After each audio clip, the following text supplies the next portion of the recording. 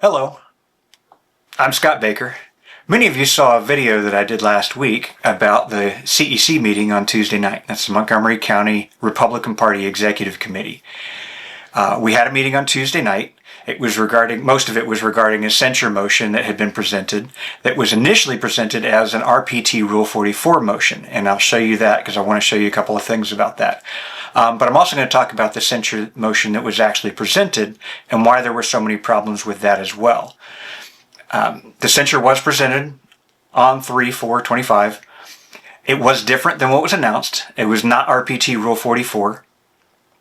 It was out of order based on the rules it was presented under, CEC Bylaw 11.03. And it did not actually pass because it required 2/3 vote, 66.6%. This was a contentious point at the meeting, and I'm going to show you why I think I'm right with the evidence.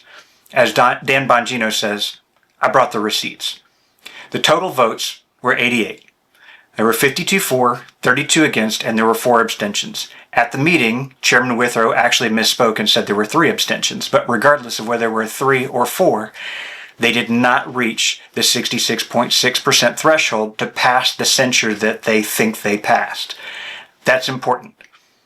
But what's even more important is the fact that this censure happened at all. This whole thing is a fiasco from the jump, and I'm going to walk you through why. The chairman of the Republican Party of Montgomery County, Gwen Withrow, created a committee led by Dale Inman to create the Rule 44 censure. Chairman Withrow is also the SD4 SREC committeeman, and Precinct Chair 27, Dale Inman, is the other SD4 SREC committeeman. That's important because both would be able to vote on a Rule 44 censure that was submitted to the SREC. That's the State Republican Executive Committee, the state's version of the County Executive Committee. Multiple members of the CEC have admitted that it was indeed their intent to censure and remove Will Metcalf and Cecil Bell using RPT Rule 44. In fact, they've stated openly that they intend to try to do it again. The party chairman and members of the Montgomery County CEC attempted to censure and subsequently remove 2 elected Republican representatives from the 2026 Republican primary ballot by misusing RPT Rule 44. And I'm going to show you how. They did indeed try to do this. The Montgomery County CEC then violated its own rules on Tuesday night in an attempt to censure 2 elected Republican representatives for allegedly violating party rules. I want you to think about how absurd that is. They violated their own rules attempting to censure someone for violating the rules. Absolutely ridiculous. So let's look at the original censure motion. This is the one that they commissioned in the committee. Gwen Withrow, the chairman of the Montgomery County Republican Party, commissioned a committee to draft this. Okay? This is the resolution to censure Montgomery County, Texas House Rep. Will Metcalf. I'm going to try and go through this as quickly as I can so it's not too boring, but I want you to think about this. Censure Cause 1, the Texas House GOP caucus, right? We're going to look at what that rule actually says here in a minute, but this says the State Republican Caucus instituted a rule. So this is about a State Republican Caucus rule. This is not in Rule 44. It's not a censurable act under Rule 44. This also says the SREC leadership in the Montgomery County Executive Committee expressed an expectation, also not a censurable act in Rule 44. Again, the caucus rule and the SREC resolution, neither one censurable acts under Rule 44. So the very first censure cause does not pass and does not meet Rule 44. As an aside, the whole thing that this is about, the election of the House chair, the Speaker of the House, right, of the House of Representatives, in caucus they voted, and none of the candidates ever actually got enough votes of the whole caucus to become the nominee. Just an aside, it's not even relevant to the Rule 44 section here. But even if it was, it still didn't pass the test. Number 2, resolution condemning the vote for the previous question on House rules. Again, this is not a censurable act according to RPT Rule 44. It is not covered. And to boot, on Tuesday night, the CEC voted to call the question, calling the question without debate. That's a motion. It's a procedural motion on the floor. The CEC used it themselves on Tuesday night, and they're trying to censure someone for using this. It's just a procedural tactic. That's all. They're going to censure Will Metcalf and Cecil Bell for a procedural motion that's not included in Rule 44 and that they themselves use. Censure cause number 3. Violation of core principle number 5, personal accountability and responsibility. Because Will Metcalf had a guard posted at the door near his office on opening day. Posting a guard is not a violation of anything. It's not a violation of the Constitution. It's certainly not a violation of the Declaration of Independence, which I'm not sure how you could violate. And here's what item number 5 on the principles says. Remember, this is, we believe in personal accountability and responsibility. That is a huge stretch of logic to say that somehow posting an armed guard at your door is a violation of personal accountability and responsibility. I don't even know how you make that leap. But regardless, there's no way that's covered under Censure 44. Now, censurable cause number 4. Violation of legislative priority number 4, no Democrat chairs. There are no Democrat chairs. There are no Democrat chairs in the House Republican Caucus. There are no Democrat chairs in the House of Representatives of the state of Texas. It's simply the case. There are Democrat chairs of subcommittees which report to committees. Therefore, there are no Democrat chairs of the committees, the standing committees, which are the ones who actually pass rules and pass things onto the floor of the House. That's simply a fact. And I'll show you that here in a few minutes with some evidence of one of the representatives and what he talks about. And the last part of this is the Montgomery County Republican Party asks for penalty 3. Why is that important? That means that they specifically asked in their censure motion for under Rule 44 that they initially started this under, that they wanted to remove Will Metcalf, and they did the same thing in Cecil Bell's. They wanted to remove them from the 2026 primary ballot. Some of the folks on the other side of this and who have fought for this censure are now claiming that they never intended to. This is their draft. They sent this to Will Metcalf. This is what they intended to present. They absolutely meant to try and remove your representative, my representative, from the 2026 primary ballot. No question. All right, so what was actually in Rule 44 so that we can reference this, right? Rule 44, the censure process, says that a county or district executive committee may, after no less than 7 days' notice and invitation to the office holder, so they have to let them know, to appear and be provided time to speak before a county or district executive committee. This is what they did. They notified them. This is why Will and Cecil, Representative Will Metcalf and Representative Cecil Bell, were at the meeting because they had been notified pursuant to this. They had received notice that there was intent to censure them under RPT Rule 44. It says, by a 2/3 vote of those constituent executive committee chairs, that executive committee precinct chairs, that means that only those executive committee chairs, the precinct chairs, that are constituents of the representative. So Will's constituents, who are precinct chairs, can vote to censure him if they choose, but only they may. In other words, anybody else in another House district may not vote in that. So this was the test. You had to get 2/3 vote of those constituents, right? Any censure resolution does not meet those criteria shall be subject to a challenge by point of order. This is what I did at the meeting. I challenged this with a point of order. I challenged their censure because it looked like they were trying to sort of do a Rule 44 without doing Rule 44. And I'll talk about that in a minute too. This is the penalty section here.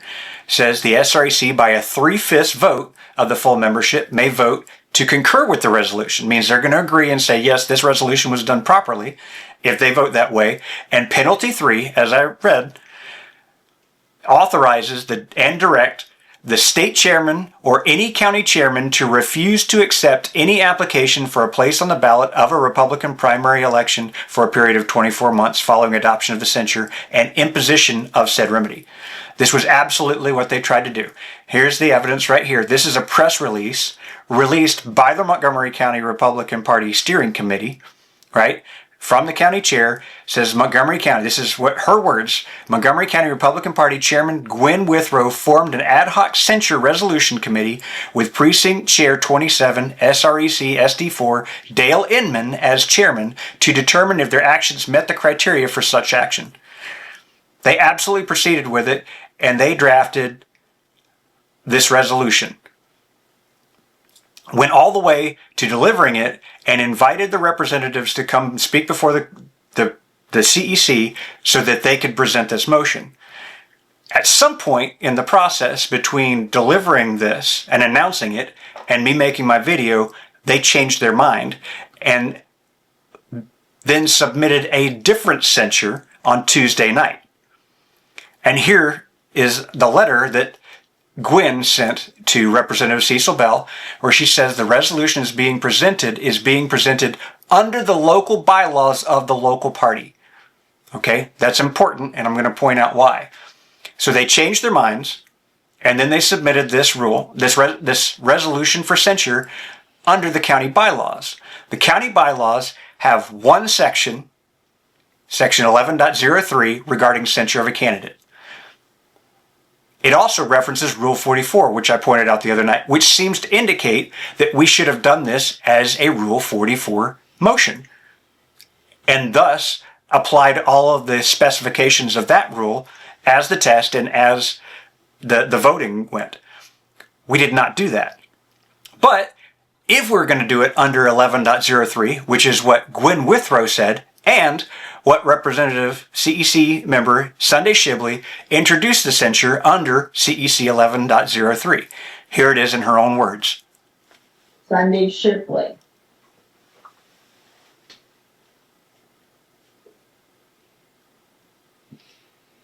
Good evening.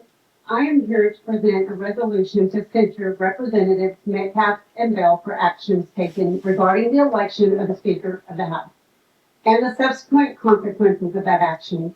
I wish to refute the rumor that the party is attempting to rig the 2026 primary election by attempting to remove or prevent candidates from being placed on the primary ballot. Tonight's resolution is not seeking such action. True, the original intent was to present a Rule 44 resolution. However, due to a lack of clarity on the part of the SREC, we are instead submitting a resolution of censure that applies only to Montgomery County, per our bylaws, Article 11, Section 1103. That is the motion to introduce the censure, specifically calling out Article 11.03.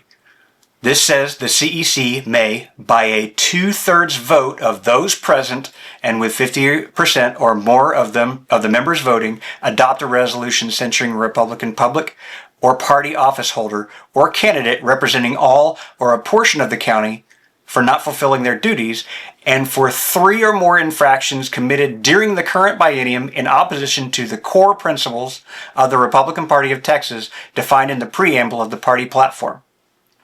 That's also important. The March 4th vote, introduced under 11.03, again, called for by Gwen Withrow, submitted by Sunday Shibley under 11.03, did not get 2/3 or 66% of the vote. 11.03 also does not include House rules. RPT Rule 44 does not include any House rules as a censurable act. No votes on House rules, no House rules or violations of House rules are included. They also are not included as censurable acts under 11.03. So, what was submitted? What does the censure look like? In addition to not passing because it did not get 66.6% of the vote, or more than that actually is what it needed, it also does not meet the test of its own rule. This is not an 11.03 equivalent censure. It simply doesn't meet its own test. I'm just going to run through this as quickly as I can, but it starts out, whereas Representatives Metcalf and Bell violated Republican Party of Texas principle number 5, again, personal accountability and responsibility, by violating the trust and faith of Texas voters as an elected Republican representative as defined by Merriam-Webster. I'm not even sure what we're talking about here at this point. An elected Republican representative is not in the Merriam-Webster dictionary. The word representative is, and it means someone who represents a constituency as a member of a legislative body. It's just absurd. It's not a censure motion that you would normally put forward. It says, when they joined with Democrats and voted for Burrows for Speaker of the House, thereby supporting Democrat priorities. It was pointed out at the meeting, it's been pointed out multiple times, Representative Cook, Mr. Burrows' opposition candidate in the Republican Party for the same seat. He wanted to be House Speaker, he ran for Speaker of the House. He offered the Dems the same deal. But I notice he's not up for censure, and nobody seems to be calling him out for it. I wonder why that is. An aside, but nevertheless relevant.